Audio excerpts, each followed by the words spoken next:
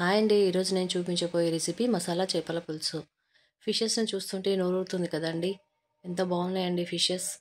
ఇంకెందుకు ఆలస్యం, మసాలా చేపల పులుసు చేసేద్దాం రండి. ముందుగా స్టవ్ వెలిగించుకొని ఆనియన్స్ ఈ విధంగా కాల్చుకోవాలండి.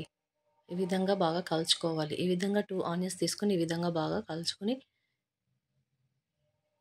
ఒక ప్లేట్లోకి తీసుకోవాలండి. నెక్స్ట్ మరొక గిన్నె తీసుకొని చింతపండు నానబెట్టుకోవాలండి. ఈ విధంగా వాటర్ పోసుకొని చింతపండు నానబెట్టుకోవాలి. ఆనియన్స్ ఈ విధంగా కట్ చేసి పెట్టుకోవాలండి. మిక్సీ గ్రైండర్లోకి ఆనియన్స్ వేసుకొని మిక్సీ పట్టుకోవాలండి. ఈ విధంగా పేస్ట్ చేసుకోవాలి. ఈ విధంగా పేస్ట్ చేసుకున్న తర్వాత 1/2 టేబుల్ స్పూన్ పసుపు వేసుకోవాలి.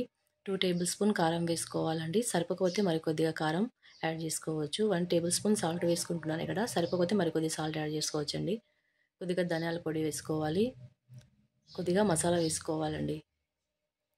ఈ విధంగా వేసుకొని మూత పెట్టి మిక్సీ పెట్టుకోవాలండి. ఈ విధంగా పేస్ట్ చేసుకోవాలి. నెక్స్ట్ కడాయి పెట్టుకొని 3-4 టేబుల్ స్పూన్ ఆయిల్ వేసుకోవాలి. 2 పచ్చిమిర్చి వేసుకోవాలి. కరివేపాకు, కొత్తిమీర వేసుకొని కొద్దిగా వేగాక ఈ పేస్ట్ ఇందులో వేసుకోవాలండి. ఈ విధంగా పేస్ట్ మొత్తం వేసుకొని ఈ విధంగా కలుపుకోవాలండి. కొద్దిగా వేగాక అల్లం వేసుకోవాలి. ఈ విధంగా అల్లం వేసుకొని ఒకసారి ఇలా కలుపుకోవాలండి. ఈ విధంగా మొత్తం ఇలా కలుపుకున్న తర్వాత మూత పెట్టి ఒక 2 మినిట్స్ వేగనివ్వాలండి. ఈ విధంగా 2 మినిట్స్ వేగనివ్వాలి. నెక్స్ట్ చింతపండు గుజ్జు తీసుకోవాలండి. ఈ విధంగా చింతపండు మొత్తం ఈ విధంగా తీసుకోవాలి. ఈ విధంగా పిసరు మొత్తం తీసేసేయాలండి. ఈ చింతపండు గుజ్జు ఇందులో పోసుకోవాలండి. ఈ విధంగా మొత్తం పోసుకొని ఒకసారి ఇలా కలుపుకోవాలి. ఈ విధంగా మొత్తం కలుపుకోవాలి. ఈ విధంగా కలుపుకున్న తర్వాత కొద్దిగా వాటర్ యాడ్ చేసుకోవాలండి.